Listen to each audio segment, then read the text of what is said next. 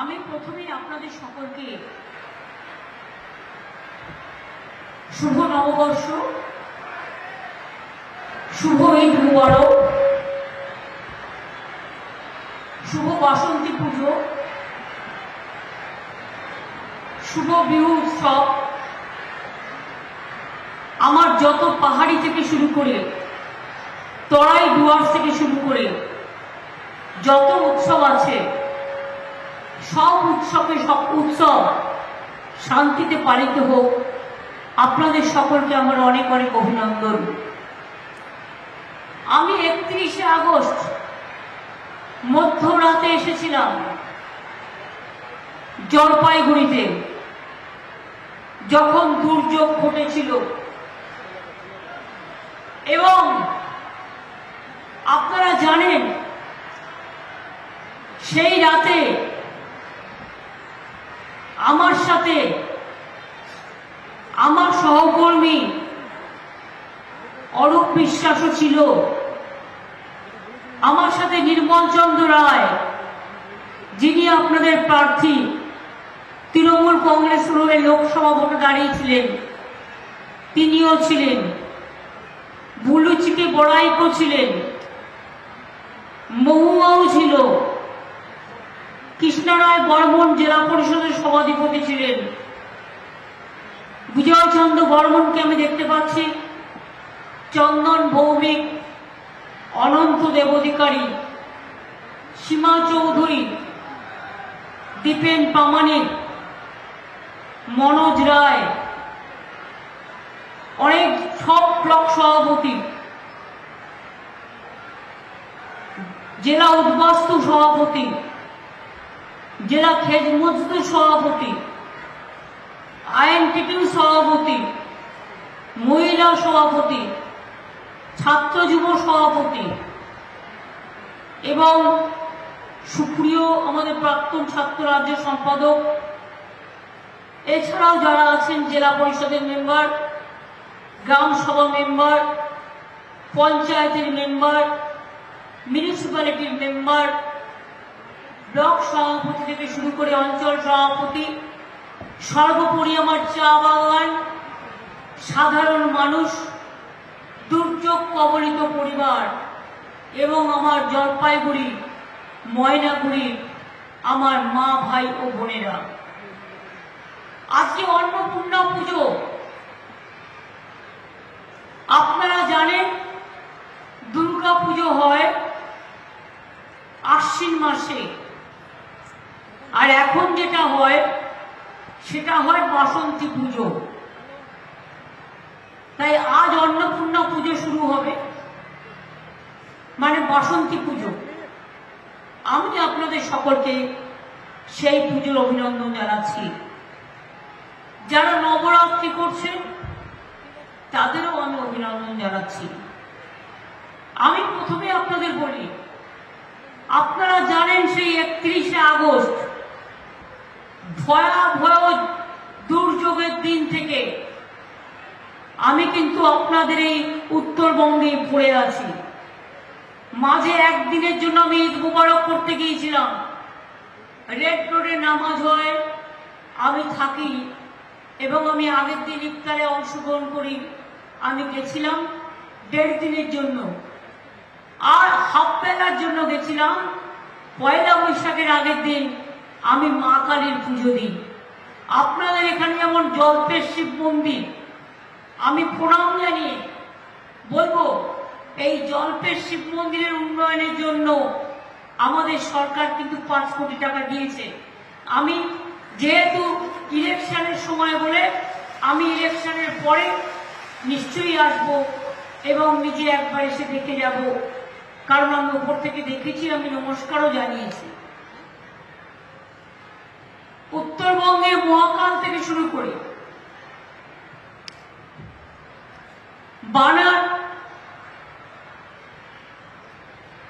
বানেশ্বর থেকে শুরু করে মদনমোহন থেকে শুরু করে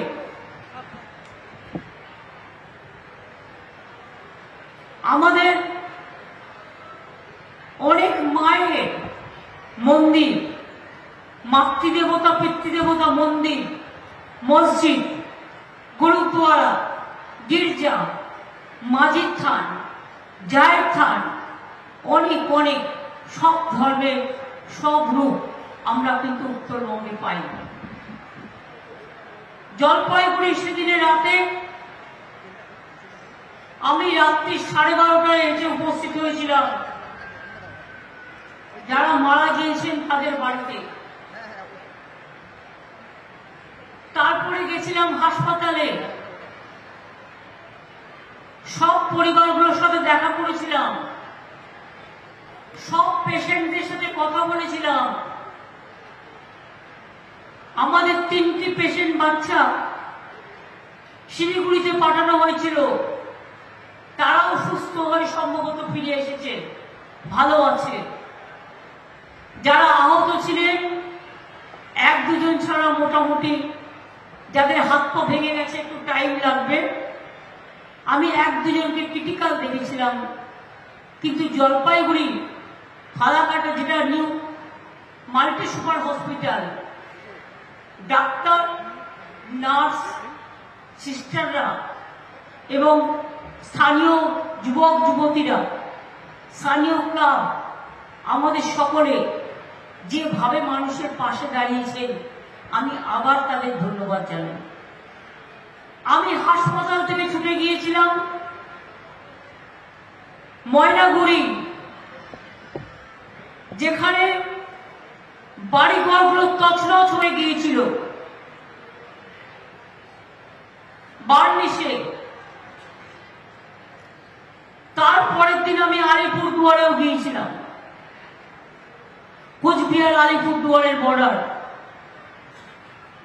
আপনারা জানেন প্রশাসন ইতিমধ্যে বলেছেন যেহেতু ইলেকশন চলছে, ইলেকশন না চললে আমার 1 সেকেন্ডের ব্যাপার ছিল, ইলেকশন চললে আমরা অনেক কিছু করতে পারি না, কারণ বিজেপি কমিশন বসে আছেন।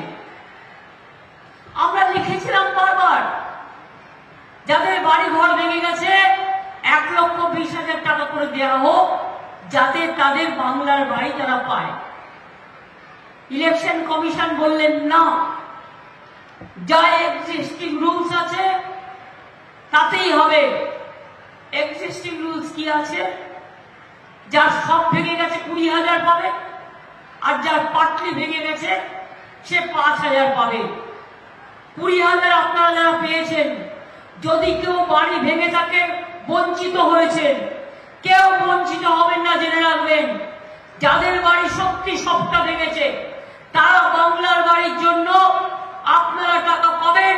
ডিজাস্টারে একটা রুল নতুন আগস্ট মাসে হয়েছে, আমি দেখে নিয়েছি, তাতে 20,000 প্রথমে পেয়েছেন, পরে 40 প্রশাসন দেবে, তারপরে 60,000-এ কাজ হয়ে গেলে দ্বিতীয় কিস্তিতে আরো 60,000 টাকা পাবেন, বাড়িটা ভালো করে তৈরি করে দেবেন। আর যাদের পাট্টি ভেঙেছে, যাদের 5,000 টাকা করে দিয়েছে ইলেকশন কমিশনের নিয়ম অনুযায়ী, আমি কথা দিচ্ছি 11 লক্ষ মানুষের আবাসন এই বছরেই আমরা করব। ডিসেম্বরের আগেই তার টাকা রিলিজ করব, প্রথম কিস্তি, তার মধ্যে আপনাদের বাড়িগুলো থাকবে। কারণ একটা বাড়ির মধ্যে দিয়ে বিদ্যুৎ চলে যাওয়া মানে ওটা পুরোটাই উপরে ফেলার মতো অবস্থা। আমরা আস্তে আস্তে সেন্ট্রাল গভর্নমেন্ট, এই আপনারা বারবার বিজেপিকে ভোট দিয়ে দিচ্ছেন, উত্তরবঙ্গের মানুষরা, জঙ্গলমহলের মানুষরা, পরে আমাদের ফলে বিজেপি টাকাগুলো বন্ধ করে দিচ্ছে। 100 দিনের কাজের টাকা দেয় নাই, 3 বছর 100 দিনের কাজের টাকা দেয়নি। আর বিজেপি নেতাদের কেন ভোট দেবে? দিল্লিতে গিয়ে বলে না, এতগুলো এমপি আছে 18 জন বাংলা থেকে, যে বাংলায় টাকা দাও, বলছে বাংলাকে দেবেন না, 100 দিনের কাজে বন্ধ করে দাও, বাংলার ঘর দেবেন না, রাস্তা দেবেন না, সব বন্ধ করে দিন। আমি ওদের বলি, ভোটের বাক্সে আপনার অধিকার আছে, বিজেপিকে বন্ধ করে দিন, যাতে আগামী দিন ক্ষমতায় না আসতে পারে, আপনার অধিকার কাটতে না পারে।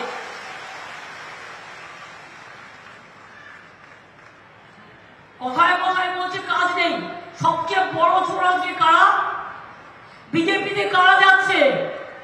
যার অনেক টাকা, সিবিআই এর ভয়ে, ইডির ভয়ে, এনআইএ এর ভয়ে, যার পাশে অনেক আছে, পাছে সিবিআই ধরে, পাছে ইনকাম ট্যাক্স ধরে, পাছে ইডি ধরে। তাই বিজেপি সিবিআই ভাই ভাই, বিজেপি ইডি ভাই ভাই। বিজেপি ছাড়া ওদের কোনো গতি নাই চোর ডাকাতদের। পকেটমার জানেন তো, যখন পকেটমারি করে নিজে আগে চিৎকার করে পকেটমারি করে পকেটমার পকেটমার, যাতে অন্য লোকেরা হকচকিয়ে যায় আর সেই সুযোগে সে বেরিয়ে পালিয়ে যায়। বিজেপি হচ্ছে পকেটমারের দল, মানুষের পকেট কাটছে আর নিজেদের পকেট ভরছে, লুটেরার দল, মাফিয়ার দল। প্রধানমন্ত্রী এলেন কুচবিহারে মিটিং করতে, কই জলপাইগুড়ির দুঃখের কথা বললেন না, ময়নাগুড়ির দুঃখের কথা বললেন না। সারা বছর দেখা যায় না, ভোটের সময় ভোট পাখিরা উড়ে আসে, কিন্তু মানুষের বিপদে আপদে আমরা থাকি। আজকেও সকালবেলায় আমার 1 ঘন্টা কাজ করতে হয়েছে। কি জানেন, আমাদের এখান থেকে একটা বাস যাচ্ছিল পুরীতে, পুরী থেকে পূর্ব মেদিনীপুরে ফিরছিল। সেই বাসটা পড়ে গেছে, অ্যাক্সিডেন্ট হয়েছে, 4 জন মারা গেছে এবং বেশ কয়েকজন অসুস্থ, হাসপাতালে ভর্তি আছে।